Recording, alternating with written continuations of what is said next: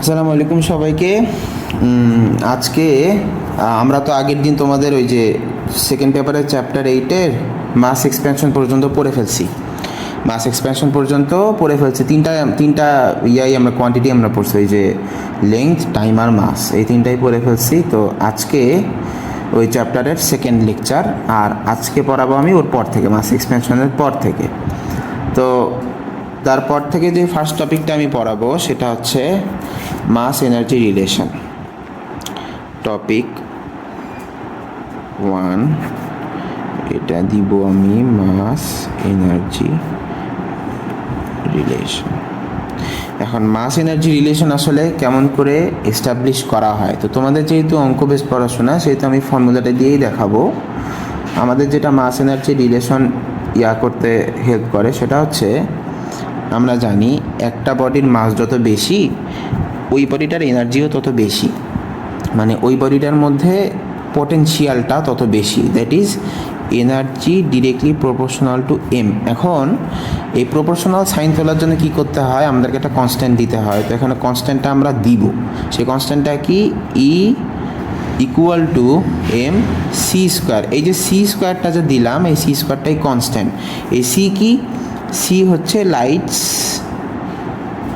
Velocity, C হচ্ছে লাইটের velocity. লাইটের ভেলোসিটি তো কনস্ট্যান্ট, 3 × 10⁸ ms ইনভার্স 1, এটা তো কনস্ট্যান্ট। এখন কথা হচ্ছে, আমি কিন্তু শুধু কনস্ট্যান্টের নিই, উপরে স্কোয়ার দিছি, এটা তোমাদেরকে মাথায় রাখতে হবে। কনস্ট্যান্ট মানেই কনস্ট্যান্ট। তুমি যদি কনস্ট্যান্টের উপর যে কোনো ধরনের পাওয়ার দাও, তাও ওটা কনস্ট্যান্টই থাকে, কারণ ওর স্কোয়ারের ভ্যালুও কনস্ট্যান্ট, তো ওইটা কোনো ফ্যাক্ট না। তাহলে ইকুয়াল টু এমসি স্কোয়ার, এইটাই হচ্ছে mass energy relation according to Einstein. এখন এই অঙ্কটা সাধারণত এমন করে আসে যে ইজিলি আসতে পারে, তোমার দিতে পারে যে একটা 5 কেজি মাস আলোর গতিতে চলতেছে।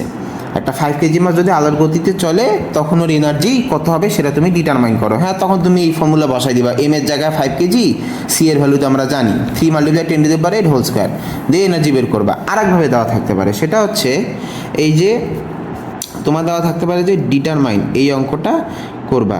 এখন আমরা একটা জিনিস তোমাকে শিখাই, সেটা হচ্ছে এ এম ইউ। এইটা মানে কি, এ এম ইউ এটা মানে হচ্ছে অ্যাটমিক মাস ইউনিট, এবং এইটার ভ্যালু হচ্ছে 1.6605 মাল্টিপ্লাই 10⁻27 কেজি।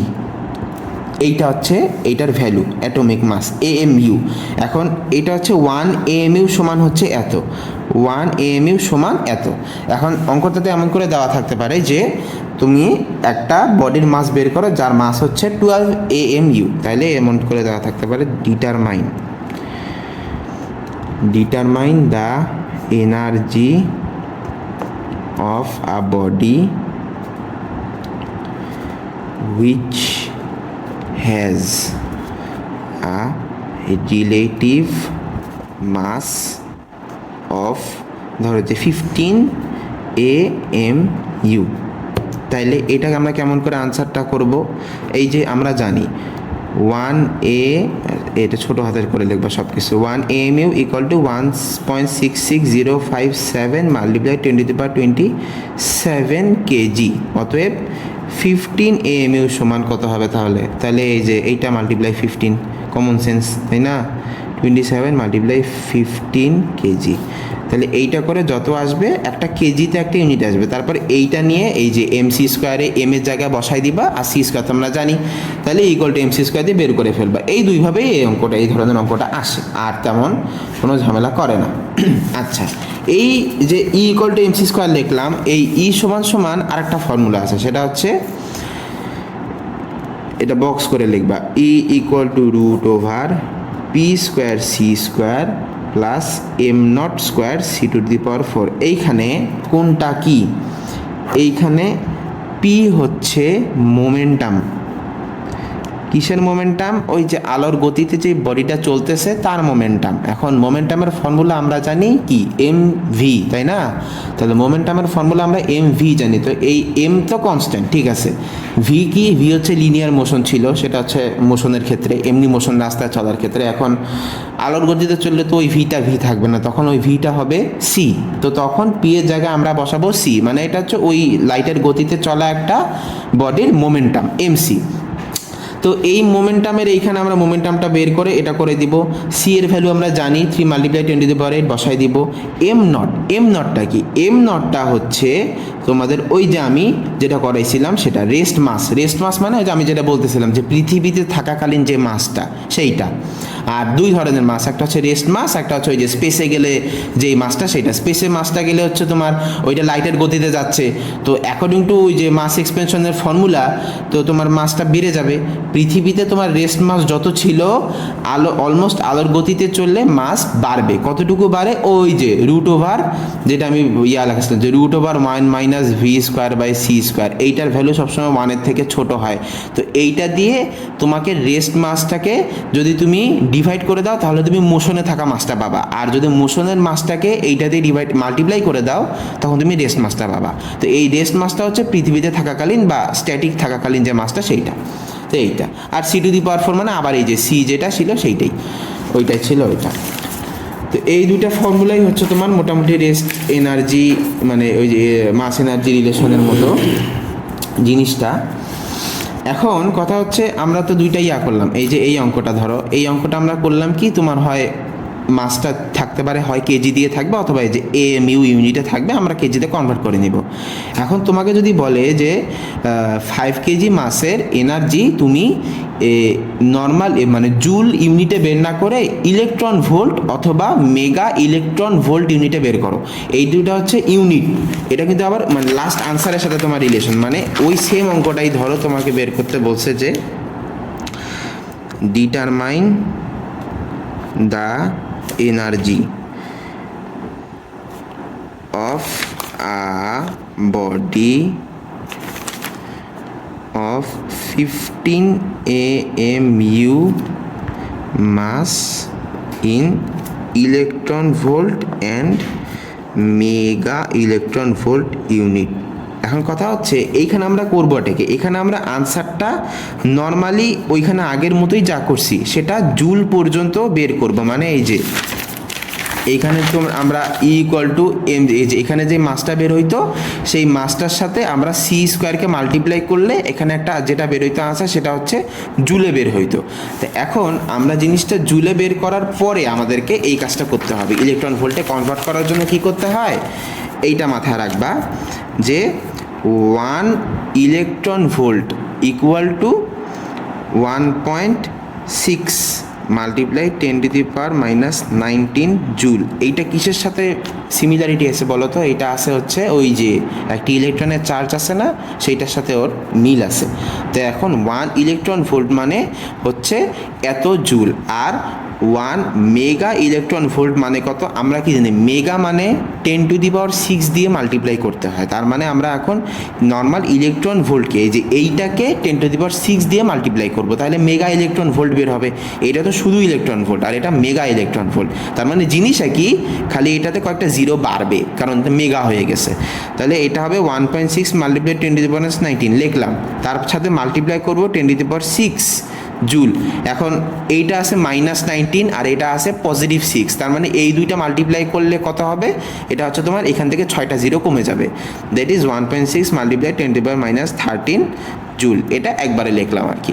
তো এখন কি করবা, যদি তোমাকে ইলেকট্রন ভোল্ট ইউনিটে বের করতে বলে তুমি ফার্স্টে এই যে একদম আনসারটা ফার্স্টে জুলে বের করবা, তারপরে এই এত দিয়ে ডিভাইড করে দিবা। যদি ডিভাইড করে দাও তাহলে তুমি ইলেকট্রন ভোল্টে পাবা, আর যদি মেগা ইলেকট্রন ভোল্টে বের করতে বলে তাহলে এত দিয়ে ডিভাইড করে দিবা, তাহলে তুমি মেগা ইলেকট্রন ভোল্টে পেয়ে যাবা। হয়ে গেল। আচ্ছা, এরপরে যে জিনিসটা আছে তোমাদের বইয়ে একটা আছে, সেটা হচ্ছে ব্ল্যাক বডি রেডিয়েশন নাম। তো এই ব্ল্যাক বডি রেডিয়েশন জিনিসটা আসলে খুব কমপ্লেক্স, কিন্তু তোমাদের বইতে তেমন কিছু দেয় নাই। এটার জন্য অনেক কোয়ান্টাম মেকানিক্সের নলেজ লাগে। তো আসলে অত কিছু লাগবে না, এখান থেকে অঙ্ক আসে না, ফর্মুলাও নাই কোনো। আমি খালি ব্ল্যাক বডি রেডিয়েশনটাকে সেইটা একবার বলে দিই। এটার নাম হচ্ছে black body radiation. Black body radiation মানে হচ্ছে এইটা এমন একটা জিনিস, ব্ল্যাক বডি মানে এটা র্যান্ডম একটা বডি বা কোনো এক ধরনের এমন একটা অবজেক্ট যেটা সবসময় সাইমালটেনিয়াসলি সবসময় এনার্জি রেডিয়েট করতে পারে কোনো ব্রেক ছাড়া, সবসময় করতে থাকে, যেমন অনেকটা ইয়ার মতো, ওই যে নিউক্লিয়ার রেডিয়েশন মানে রেডিও অ্যাক্টিভ রেডিয়েশনের মতো আর কি। তো এখন রেডিও অ্যাক্টিভ রেডিয়েশনের ক্ষেত্রে আমরা জানি যে ওটা তোমার রেগুলা এমিট করতে করতে একসময় ওটা কিন্তু শেষ হয়ে যায়, মানে কম্পাউন্ড যেটা ধরো যে 1 গ্রাম ইউরেনিয়াম ওটা তোমার রেডিয়েশন করতেছে করতে করতে কিন্তু ওটা একসময় শেষ হয়ে যাবে। কিন্তু ব্ল্যাক বডির ক্ষেত্রে পার্থক্যটা হচ্ছে ব্ল্যাক বডি যতই এনার্জি রেডিয়েট করুক না কেন ওটা কখনো শেষ হয় না, ওটা সারা জীবন যতক্ষণ কিয়ামত হয় নাই একদম চলতেই আছে এবং রেডিয়েশন দিতেই আছে। তো এই জন্যই এই জিনিসটা কিন্তু এক্সেপশন, এইটাই কিন্তু কোয়ান্টাম মেকানিক্সের একটা পার্ট হয়ে গেল। দেখো কোয়ান্টাম মেকানিক্স মানেই তোমার সব কিছুর থেকে একটা এক্সেপশন, এইটা কিন্তু নর্মাল কোনো সায়েন্স দিয়ে তুমি ব্যাখ্যা করতে পারবা না, কারণ আমরা জানি যে রেডিয়েট করলে তো ওর মধ্যে থেকে এনার্জি রেডিয়েট হচ্ছে, তো ও তো শেষ হবেই, কিন্তু এ কখনো শেষ হয় না, রেডিয়েট হইতেই থাকে। আচ্ছা, এখন এইখানে তো ব্ল্যাক বডি রেডিয়েশন মোটামুটি এইটুক জানলেই হবে গেল। এরপরে যেটা আসতেছি সেই টপিকটা হচ্ছে ফোটন কণা বা ফোটন মলিকিউল টপিক, ফোটন অথবা কোয়ান্টা, ফোটন অথবা কোয়ান্টা। আমরা তো জানি যে লাইট জ্বললেই একদম ঘর ভর্তি লাইট হয়ে যায়, লাইট অনেক ফাস্ট, আমরা লাইটের ভেলোসিটি জানি। এখন এই যে লাইটটা এক কাইন্ড অফ রে নাকি, এখন লাইট ওয়ান কাইন্ড অফ রে, ঠিক আছে। এখন কোনো একটা ওয়েভ বা রে এরা তো সবসময় কন্টিনিউয়াসলি এরকম করে মুভ করতে থাকে, এরা তো এরকম ব্রেক দিয়ে একক আকারে কখনো মুভ করে না, এরা সবসময় মুভ করতে থাকে, এরা একক না কন্টিনিউয়াসলি মুভ করতে থাকে। কিন্তু ম্যাক্সওয়েল নামে একজন সায়েন্টিস্ট বলছে যে আসলে এই লাইট যেটা আমরা দেখি সেটা আসলে এরকম কন্টিনিউয়াসলি যায় না, সেটা কি হিসেবে যায়, সেটা আসলে প্যাকেট আকারে যায়। প্যাকেট মানে কি আমরা কি জানি, একটা প্যাকেটে একটা নির্দিষ্ট পরিমাণে জিনিস থাকে, ধরো যে একটা 100 গ্রাম চিপসের প্যাকেটে 100 গ্রাম চিপস থাকে, তো 100 গ্রাম চিপসকে তুমি যদি এখন 200 গ্রাম চিপস বানাইতে চাও তাহলে তোমাকে 100 গ্রামের 2টা প্যাকেট কেনা লাগবে, কিনে তারপরে তোমাকে অ্যাড করতে হবে। তার মানে তুমি দেখো তুমি কিন্তু 200 গ্রামের চিপসটা একবারে পাইলা না, তোমাকে কিন্তু আলাদা করে 2টা কিনে অ্যাড করে তারপরে বানাইতে হইলো। তো এই লাইটের বিষয়টাও সেম, লাইট আসলে একবারে আমরা দেখি না, আমরা প্যাকেট আকারে আমাদের চোখে ওয়েভ হয়ে ভেসে আসে, প্যাকেট একটা নির্দিষ্ট ইন্টারভেল পরপর নির্দিষ্ট পরিমাণের ফোটন। তো এই যে প্যাকেটটাকে বলা হয় ফোটন বা কোয়ান্টা। এই কোয়ান্টা আমি লিখছি, কোয়ান্টাম কিন্তু লিখি মানে UM লিখি নাই। এই কোয়ান্টাম মানে হচ্ছে সিঙ্গুলার আর কোয়ান্টাম মানে হচ্ছে প্লুরাল, অনেকগুলো কোয়ান্টাম হইলে সেটা কোয়ান্টা, একটা কোয়ান্টা হইলে সেটা কোয়ান্টাম, অথবা এটার আর নাম হচ্ছে ফোটন, এটার আর নাম হচ্ছে ফোটন। এখন তোমাদেরকে যেটা দেয় সেটা হচ্ছে ফোটনের এনার্জি বের করতে দেয়, যে তুমি ওই একটা ফোটনের এনার্জিটা তুমি বের করো। তো ফোটনের এনার্জি বের করার ফর্মুলা হচ্ছে E=H/H/c/λ।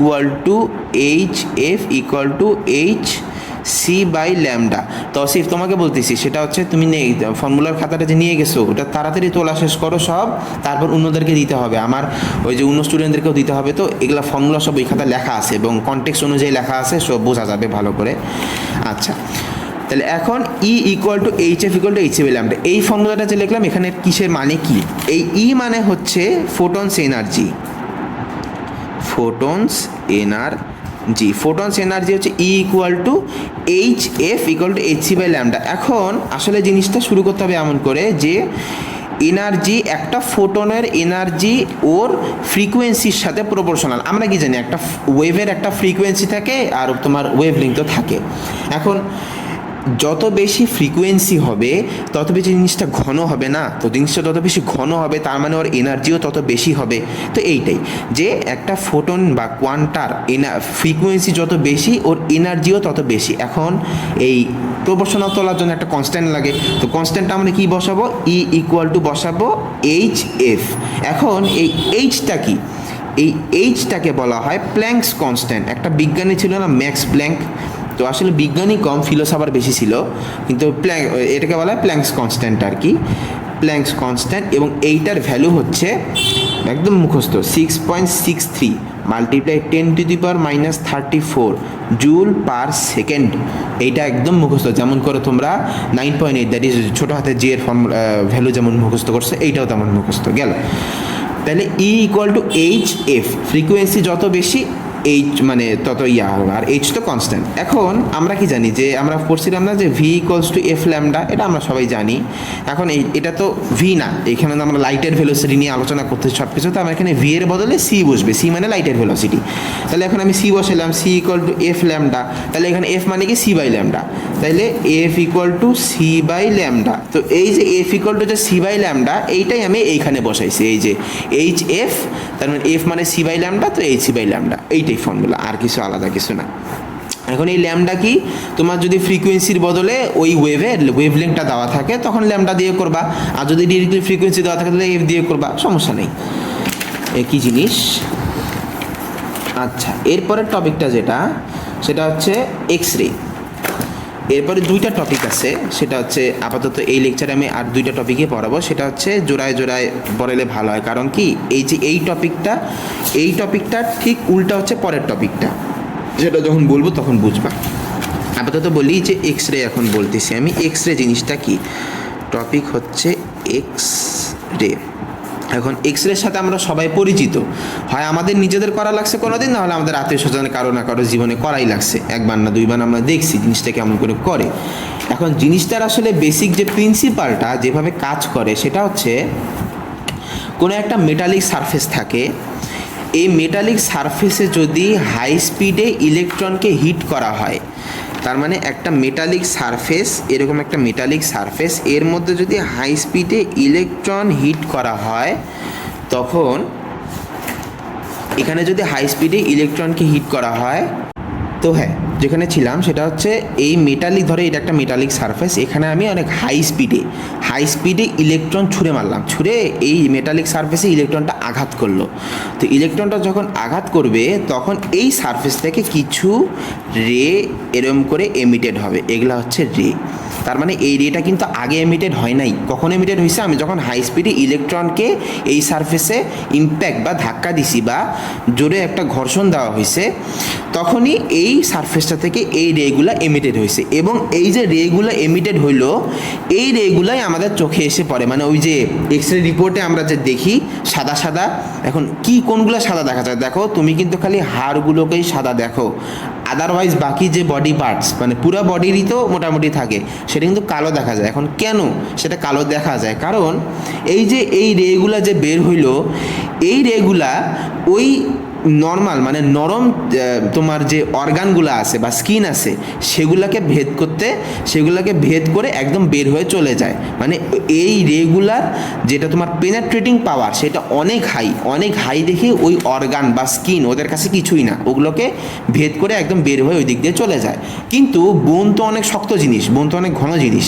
এখন এই বোনটাকে এই রেগুলা পেনেট্রেট করতে পারে না দেখি বোনের জায়গাগুলো আমরা সাদা দেখি, আর যেই জায়গাগুলো ভেদ করে যায় সেই জায়গাগুলো আমরা কালো দেখি, দ্যাট ইজ ওই যে অর্গান আর স্কিনগুলো আমরা কালো দেখি, আর যে এরা হাড্ডি ভেদ করতে পারে না দেখে হাড্ডিগুলো আমরা সাদা দেখি। এবং ওই যে সাদা দেখতেছি এইটা দেখে আমরা ডিটারমাইন করতে পারি যে ওই হাড়টা নর্মাল আছে না ভাঙছে, না কোনো একটা তার কোনো সমস্যা হয়েছে কিনা, সেটা দেখে আমরা ডিটারমাইন করতে পারি। তো এইটাই হচ্ছে এক্স রের কাজ করার মূল ইয়া। এক্স রে যে উপরে যে মেশিনটা থাকে, ওই মেশিনটার ওই উপরেই দেখবা একটা বড় স্টিলের একটা স্ল্যাব থাকবে, মানে একটা স্টিলের পাত বসানো থাকে, সেটা হচ্ছে এইটা। এই উপরে যে মেশিনটা সেইটা হচ্ছে স্টিলের স্ল্যাবটা হচ্ছে এইটা, আর মেশিনটার ওই দিকে এখানে একটা এরকম আর একটা ক্যাথোডের মতো একটা জিনিস থাকে। তো কি করে, যে অপারেটর আছে সে অপারেটরটা এই ক্যাথোডটা থেকে অনেক জোরে ইলেকট্রন এই সারফেসে ছুঁড়ে মারে। এইখানে সারফেসে ছুঁড়ে মারার জন্য কি হয়, নিচের দিকে আমরা তো এইখানে ধরো যে আমরা এইখানে শুয়ে থাকি, তো এই যে এইখানে ইলেকট্রনটা মারলো, এই রেগুলা আমাদের শরীরে যায় পরে, তারপরে আমরা এই ছবিটা দেখতে পারি যে কোনটা তোমার কালো আর কোনটা সাদা। তারপরে দেখার পরে আমরা বুঝতে পারি যে হার্টের সমস্যা হয়েছে কি হয় নাই, এরকম। তো এই রেগুলার পেনাট্রেটিং পাওয়ার অনেক বেশি দেখে এই কাজটা হয়। আচ্ছা, এরপরের টপিক যেটা, সেটাই আপাতত আজকের লাস্ট, সেটা হচ্ছে photo electric photo electric effect, এই জিনিসটার মানে কি? এই জিনিসটার মানে হচ্ছে ফটো মানে কি জানো? ফটো মানে কিন্তু আসলে ছবি না। তোমার ফিজিক্সের দৃষ্টিকোণ থেকে ফটো মানে হচ্ছে লাইট বা আলো। যেমন আমরা ওই যে ফটোসিনথেসিস পড়ছি না, ফটোসিনথেসিস মানে কি? যে সানলাইটের উপস্থিতিতে যখন তোমার গাছ খাবার তৈরি করতে পারে, তো ওইটাকে ফটোসিনথেসিস বলে। তো এটাকে কেন ফটোসিনথেসিসই বলা হচ্ছে? কারণ ওই যে সানলাইটের উপস্থিতিতে ওই খাবারটা তৈরি হয়, দেখে ফটোসিনথেসিস বলা হচ্ছে। আচ্ছা, এখন ফটো ইলেকট্রিক ইফেক্ট মানে তোমার কোনো একটা সারফেসে কোনো একটা লাইটের রে পড়বে এবং সেই জন্য যদি ইলেকট্রন নির্গত হয়, ইলেকট্রন এমিটেড হয় ওই সারফেস থেকে। দেখো বিষয়টা কিন্তু কঠিন না, আমি আবার আঁকি। ধরো যে এইটা একটা সারফেস, এই দেখো আগের মধ্যেই কিন্তু আঁকছি, এটাও একটা মেটালিক সারফেস ছিল, এইটাও একটা মেটালিক সারফেস। আচ্ছা, এই মেটালিক সারফেস আগের বারে এক্সরেতে আমরা কী করছি? এই ইলেকট্রন ছুঁড়ে মারছি, ইলেকট্রন মারার জন্য লাইট রে বের হয়েছে। এইবার আমরা কি করব? এইবার এখানে আমরা ইলেকট্রন ছুঁড়ে মারার বদলে লাইট রে ছুঁড়ে মারবো। তাই এখানে আমরা লাইট রে ছুঁড়ে মারলাম। লাইট রে ছুঁড়ে মারলে দেখা যাচ্ছে এই সারফেস থেকে ইলেকট্রন নির্গত হচ্ছে বা ইলেকট্রন এমিটেড হচ্ছে। এক্স্যাক্টলি তাইলে কি হইলো? এক্সরের উল্টা হইলো না ফটো ইলেকট্রিক ইফেক্ট? এইটাই হচ্ছে মেইন কথা।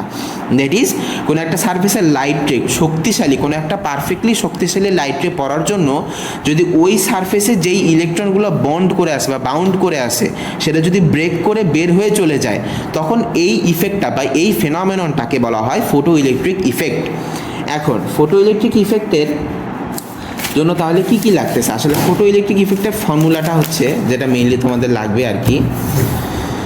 ও হ্যাঁ, একটা বলি যে এই যে ফটো ইলেকট্রিক ইফেক্ট, এই যে লাইট রেটা আসে পড়লো, লাইট রেটা আসে পড়ার জন্য যেই ইলেকট্রনটা নির্গত হবে বা এমিটেড হবে, এই ইলেকট্রনটার একটা স্পেশাল নাম আছে। সেই ইলেকট্রনটার নাম হচ্ছে ফটো ইলেকট্রন। কেন এটাকে ফটো ইলেকট্রন বলে? কারণ এটা হচ্ছে ফটো ইলেকট্রিক ইফেক্টের জন্য বের হওয়া ইলেকট্রন, এই জন্য এটাকে ফটো ইলেকট্রন বলে। আচ্ছা, এখন এই ফটো ইলেকট্রিক ইফেক্টের ইকুয়েশনটা হচ্ছে এই E equal to W not plus half mv square, mv max whole square. আচ্ছা, এইখানে কোনটা কি? এই ইটা হচ্ছে যেটা মাথায় আসতেছে তোমাদের সেইটাই, এটা হচ্ছে লাইটের এনার্জি। এটা হচ্ছে লাইটের এনার্জি বলতে যেই লাইট রেটা এই যে এসে পড়লো সেই লাইট রের এনার্জি। তাইলে লাইট রেজ এনার্জি, এটা হচ্ছে ই। আচ্ছা, মানলাম। এই ডাব্লিউ নটটাকে বলা হয় ওয়ার্ক ফাংশন। এই হাফ এমভি স্কোয়ার ম্যাক্সটা হচ্ছে ইলেকট্রনস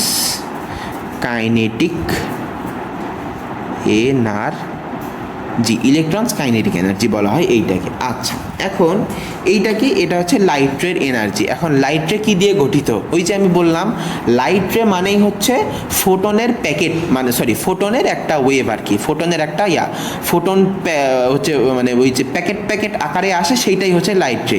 তো এখন আমরা কিছুক্ষণ আগে বললাম কি ফোটনের এনার্জির ফর্মুলা হচ্ছে E ইকুয়াল টু হচ্ছে HF, তাই না? E equal two HF। আচ্ছা, এটা গেল।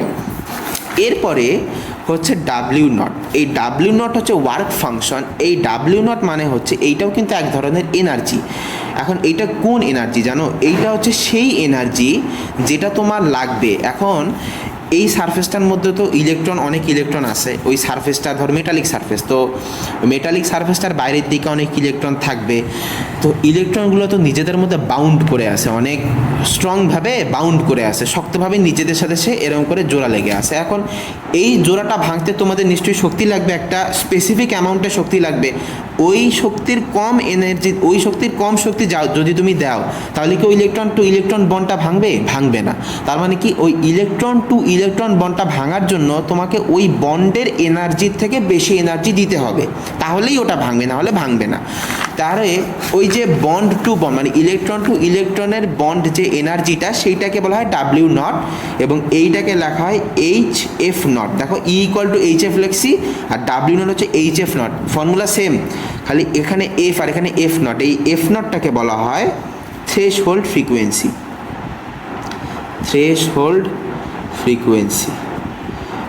থ্রেশহোল্ড কথাটার অর্থ তোমাদেরকে জানতে হবে। থ্রেশহোল্ড কথাটার মানে হচ্ছে কোনো একটা সর্বোচ্চ বাউন্ডারি, মানে থ্রেশহোল্ড মানে এর উপরে গেলেই ওর কোনো একটা চেঞ্জ হবে, কোনো একটা হবে। যেমন একটা রাবার ব্যান্ডের, আমরা যে রাবার ব্যান্ড ইউজ করি, এই রাবার ব্যান্ডের কিন্তু আমরা জানি ইলাস্টিসিটি আছে, এরকম করে টানলে বড় হয়। তো কিন্তু তুমি যদি একটা নির্দিষ্ট পরিমাণ পর্যন্ত টানো সেটা এক্সটেন্ড করবে, মানলাম, কিন্তু তুমি যদি তার বেশি এক্সটেন্ড করো ওটা ঠাস করে ছিঁড়ে যায়, এটা আমরা নিজেরা দেখছি। এই যে ছিঁড়ে গেল, কেন ছিঁড়ে গেল? কারণ তুমি ওই রাবার ব্যান্ডের যে ইলাস্টিক লিমিট, ওর যে থ্রেশহোল্ড ইলাস্টিক লিমিট, তাকে পার করে চলে গেছো। ওকে পার করে চলে গেছো দেখে ও আর নিতে পারে নাই, ওর মধ্যে একটা স্থায়ী ডিফরমেশন হয়ে গেছে, দ্যাট ইজ ও ছিঁড়ে গেছে। তো এইখানেও সেই একই জিনিস, যে আমরা যে এইখানে যে লাইট রেটা এই সারফেসের উপর ফল করবে, সেই লাইট রেটার ফ্রিকোয়েন্সি যদি এইখানে যে ইলেকট্রনগুলো আসে বাউন্ড করে, ওই ইলেকট্রনগুলোর ফ্রিকোয়েন্সি থেকে কম হয়, যদি এই লাইট রের ফ্রিকোয়েন্সি এইখানে থাকা ইলেকট্রনের ফ্রিকোয়েন্সি থেকে কম হয়, তাহলে এই লাইট রেটা ইলেকট্রনকে বের করতে পারবে না। কিন্তু যদি লাইট রেটার ফ্রিকোয়েন্সি এর ইলেকট্রনের ফ্রিকোয়েন্সি থেকে বেশি হয়, তখনই কেবলমাত্র এর ক্ষমতা হবে একে ভেঙে বাইরে বের করে দেওয়ার। তো এইটাই, যে এই ইলেকট্রনের তো নিজস্ব একটা ফ্রিকোয়েন্সি আছে, তাই না? তো ইলেকট্রনের এই নিজস্ব ফ্রিকোয়েন্সিটাকে বলা হয় থ্রেশহোল্ড ফ্রিকোয়েন্সি। তার মানে তোমাকে যদি ইলেকট্রনকে বের করতেই হয়, তাহলে ইলেকট্রনের থ্রেশহোল্ড ফ্রিকোয়েন্সি থেকে বেশি দিতে হবে, নাহলে ওর মধ্যে ওই স্থায়ী ডিফরমেশনটা হবে না। যেমন ওই ইলাস্টিক রাবার ব্যান্ডের ক্ষেত্রে আমরা একটা নির্দিষ্ট পরিমাণ পর্যন্ত না টানলে ও আবার নর্মাল ব্যবস্থায় ব্যাক করতো, তারপরে ওর বেশি টানলে বা বেশি জোরে টানলে তারপরেও ছিঁড়ে যাবে। তো এইখানেও তেমন। তাহলে এই ইলেকট্রন, এই এফ নটটা হচ্ছে থ্রেশহোল্ড ফ্রিকোয়েন্সি। এখন আমরা কি জানি? আমরা জানি যে হচ্ছে তোমার V equals to F lambda. তো এখানে তো C equals to F lambda হবে, তাহলে C equals to F lambda, তাহলে lambda equals to C by F. তা এই সি বাই এফ এইটা হচ্ছে তোমার নর্মাল লাইট রের জন্য, এইটা ঠিক আছে। কিন্তু যদি তোমার এইটার জন্য হয়, ওয়ার্ক ফাংশনের জন্য, তখন তাহলে ফর ওয়ার্ক ফাংশন তখন এই ল্যামডাটাকেই লেখা হবে সি বাই এফ নট। তার মানে এফ নট দিছে, তার মানে এখানে ল্যামডা নট দিতে হবে। তাহলে এফ নটকে যেহেতু থ্রেশহোল্ড ফ্রিকোয়েন্সি বলে, ল্যামডা নটকে বলা হবে থ্রেশহোল্ড ওয়েভলেংথ। একই জিনিস, মানে ফ্রিকোয়েন্সি বললো ওয়েভলেংথ আর কি। তো এইটা হচ্ছে ডাব্লিউ নট, বা তো ডাব্লিউ নট ব্যাপারটা বুঝছো ইনশাল্লাহ, আমি আশা করছি। না বুঝলে অবশ্যই গ্রুপে বলতে হবে, তাহলে আমি নেক্সট দিন বোঝাই দিব আবার। এই জিনিসটা কিন্তু খুবই ইম্পর্টেন্ট, এখান থেকেই এইটার তোমার দুইটা প্রশ্ন আসে এই চ্যাপ্টার থেকে। একটা হচ্ছে ওই যে মাস এক্সপ্যানশন, বা ওই যে এজ এরিয়া, যে বড় ভাই ছোট ভাই স্পেসে গেছে, এ 20 বছর বাড়ছে, এর কত বাড়ছে, এইটা আসবে একটা। আর একটা আসবে এইটা আসবেই। ধরো এইটা না আসলে ওইটা আসে না, এটা যদি দুইটা আসে, ওইটা একটা এইটা একটা আসবে। তো এটা বুঝতে হবে ভালো করে অনেক। তাহলে ই গেল, এটা হচ্ছে লাইটের এনার্জি। ডাব্লিউ নট গেল, যেই এনার্জি, এই ডাব্লিউ নট হচ্ছে ওয়ার্ক ফাংশন। এই ওয়ার্ক ফাংশন মানে হচ্ছে যতটুকু এনার্জি তোমার লাগবে ইলেকট্রনকে ওর বন্ড ভেঙে বাইরে বের করার জন্য। আচ্ছা, আর তাহলে বাকি থাকতেছে কোন টার্মটা? এই টার্মটা বাকি থাকতেছে। এই টার্মটা কি? এই টার্মটা হচ্ছে, এখন ধরো তুমি এই তোমার এই ইলেকট্রনের থ্রেশহোল্ড ফ্রিকোয়েন্সিটা হচ্ছে তোমার 500 হার্টজ। আচ্ছা, তুমি এখন যদি ওই সারফেসের উপর 500 হার্টজ, ধরো যে 490 হার্টজের একটা লাইট রে দাও, তাহলে যেহেতু লাইটের ফ্রিকোয়েন্সিটা তোমার ওই কী বলে ইলেকট্রনের ফ্রিকোয়েন্সি থেকে কম, that is 490 is less than 500, সেহেতু ওই লাইট রে ওই ইলেকট্রনকে এই সারফেস থেকে ফ্রি করতে পারবে না, দ্যাট ইজ ও আনএবল টু ফ্রি। তার মানে ওই লাইটটা অনেক দুর্বল লাইট আর কি।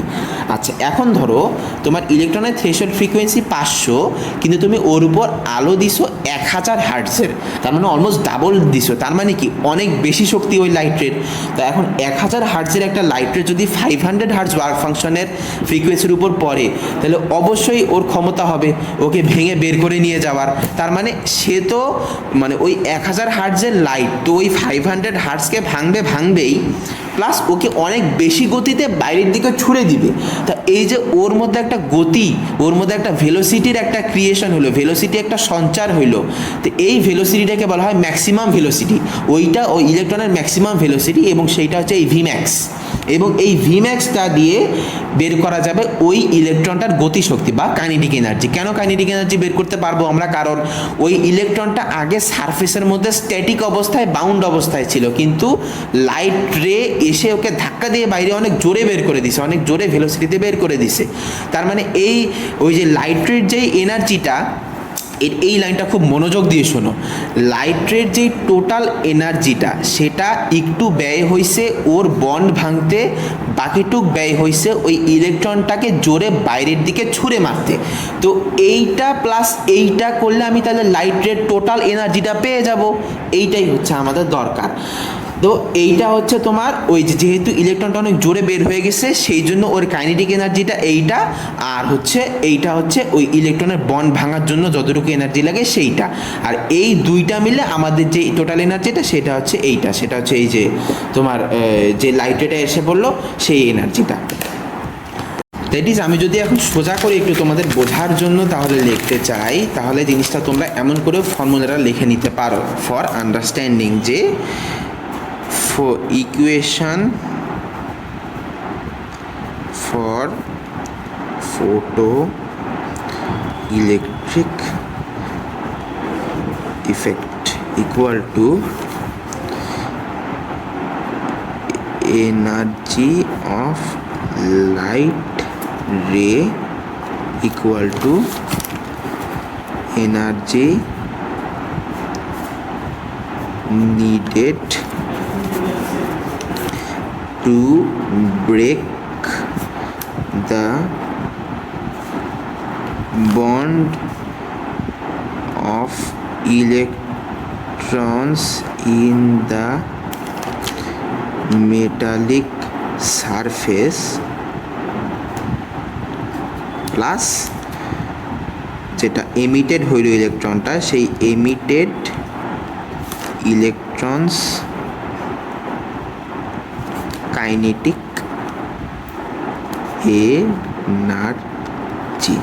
আচ্ছা, এইটা লিখলে ইনশাল্লাহ তোমরা বুঝতে তোমাদের সুবিধা হবে। তাহলে তখন এই যে এইটা মানে কি, এইটা মানে হচ্ছে ওই যে ডাব্লিউ নট, যেটা হচ্ছে ওয়ার্ক ফাংশন, এটা হচ্ছে ডাব্লিউ, এটা ওয়ার্ক ফাংশন, আর এইটা হচ্ছে ওই যে half ME VE square. ME মানে হচ্ছে ইলেকট্রনের মাস, আর ভিই হচ্ছে ওই যে ইলেকট্রনের ভেলোসিটি। এইটাই, তো এইটাই হচ্ছে ওয়ার্ক ফাংশন মানে আর কি। এখন দেখো, এটা একটা খুব ইম্পর্টেন্ট এখন একটা পয়েন্ট বলি, এই ইকুয়েশনেরই একটা পয়েন্ট, সেটা হচ্ছে তুমি ধরো ওই যে ইলেকট্রনের যেটা হচ্ছে তোমার ওই যে ওয়ার্ক ফাংশন, মানে ইলেকট্রনের যেই তোমার ইলেকট্রনটা যেই ফ্রিকোয়েন্সিতে সারফেসে মুভ করতেছে সেই ফ্রিকোয়েন্সিটা, দ্যাট ইজ থ্রেশহোল্ড ফ্রিকোয়েন্সিটা হচ্ছে 500 হার্টজের। এখন তুমি লাইট রে যেটা দিছো সেটা তো একটু আগে কি আলোচনা করলাম, যে তুমি যদি লাইট রে কম, দ্যাট ইজ তুমি 500 হার্টজের ওয়ার্ক থ্রেশহোল্ড ফ্রিকোয়েন্সির ইলেকট্রনে তুমি যদি 490 হার্টজের লাইট দাও তাহলে ওটা বের করতে পারবে না, গেল। আর একটা কেস কি পড়লাম, যদি অনেক বেশি ফ্রিকোয়েন্সির লাইট দাও তাহলে অনেক জোরে বের হয়ে চলে যাবে। এই দুইটা কেস আমরা অলরেডি পড়ছি। একটা কেস আমরা পড়ি নাই, সেটা হচ্ছে তুমি যদি লাইট রে এমন দাও যেটা হচ্ছে এক্স্যাক্টলি এইটার সমান, দ্যাট ইজ 500 হার্টজের থ্রেশহোল্ড ফ্রিকোয়েন্সির ইলেকট্রনের উপর তুমি 500 হার্টজেরই লাইট দিছো। তো এখন যদি সমান সমান হয় তাহলে কি হবে, ও কি ইলেকট্রন ভাঙতে পারবে না? আসলে কিন্তু পারবে, ও ইলেকট্রনকে ভাঙতে পারবে, কিন্তু যেহেতু তাহলে ইকুয়েশনটিকে আমরা একটু কী লাগেন, যে E equal to H F nought plus half M V square. তাহলে এখন H F nought H F equal to H F nought plus half M V square, তাই তো? তাহলে এখন তুমি H F minus H F nought করো equal to half M V square. তাহলে এখন তুমি এইচকে কমন নাও, এইচকে কমন নিয়ে এফ মাইনাস এফ নট লেখো equal to half M V square লিখলা। তাহলে এখন দেখো তো এফ আর এফ নট কি সমান না? তো এফ আর এফ নট মানে 500 মাইনাস 500 কত হবে? 0 হবে। তাহলে এইটা 0 equal to half M V square. দেখো এখানে কি চলে আসলো, যে তুমি যদি এক্স্যাক্টলি সমান সমান ফ্রিকোয়েন্সির লাইট রে ইনসিডেন্ট করো বা দেও ওই সারফেসের মধ্যে, তখন কিন্তু কাইনেটিক এনার্জিটা 0 হয়। কেন হয়? কারণ তুমি যতটুকু লাইট রে দিছো সেটা যেহেতু থ্রেশহোল্ড ফ্রিকোয়েন্সির সমান লাইট রে তুমি দিছো, ওই লাইট রের পুরা এনার্জিটা ব্যয় হয়ে যাবে ইলেকট্রনকে ভাঙতেই। ও ইলেকট্রনকে যে জোরে বাইরের দিকে ছুঁড়ে মারবে সেই এনার্জিটা আরও দিতে পারবে না, কারণ ওর তো এনার্জি শেষ হয়ে গেছে। তুমি তো এক্স্যাক্টলি ইকুয়াল ফ্রিকোয়েন্সি দিছিলা, তো এনার্জি শেষ হয়ে গেছে। এনার্জি যেহেতু শেষ হয়ে গেছে সেহেতু ও কাইনেটিক এনার্জি সঞ্চার বা ওই ইলেকট্রনের মধ্যে কাইনেটিক এনার্জি তৈরি করার মতো এক্সট্রা এনার্জিটা দিতে পারে নাই, সেই জন্যই হাফ এম ভি স্কোয়ারটা হয় 0। দ্যাট ইজ, যদি F equal to F nought হয় তাহলে ইকুয়েশনটা হবে শুধুমাত্র E equal to W nought, কারণ half M V square equal to জিরোটা আমি লিখিই না ইয়ার। তাহলে তোমার লাইটের total energy equal to work ফাংশনের এনার্জি, পুরাটা এইটাই, তোমার আর হাফ এমভি স্কোয়ার থাকবে না। এইটা কিন্তু একটা স্পেশাল কেসে দিতে পারে আনসার, এটা খুবই ইম্পর্টেন্ট একটা কেস, এটা মাথায় রাখবা। মোটামুটি এই হচ্ছে ঘটনা। আচ্ছা, এরপরে আর কি আছে?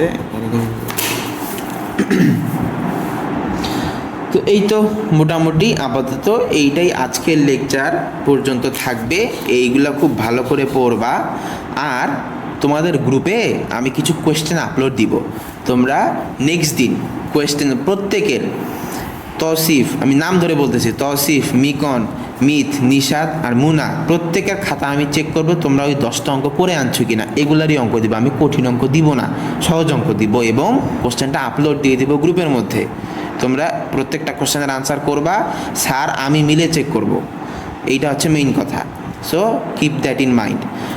কোনো অঙ্কের সমস্যা হলে তো আমি আসি, অবশ্যই আসি, তোমাদেরকে সমস্যাটা দেখাই দেবো, সমস্যা হয়েছে এটা কেমন করে বুঝবো আমি, যদি তোমরা অঙ্কটা করো তাহলেই তোমাদের সমস্যা বেরোবে, নাহলে তো হবে না। তো এইটা আমি বুঝবো অমন করেই। 10টা অঙ্ক দিব, 10টা অঙ্ক করতে তোমাদের লাগবে ম্যাক্সিমাম 1 ঘন্টা।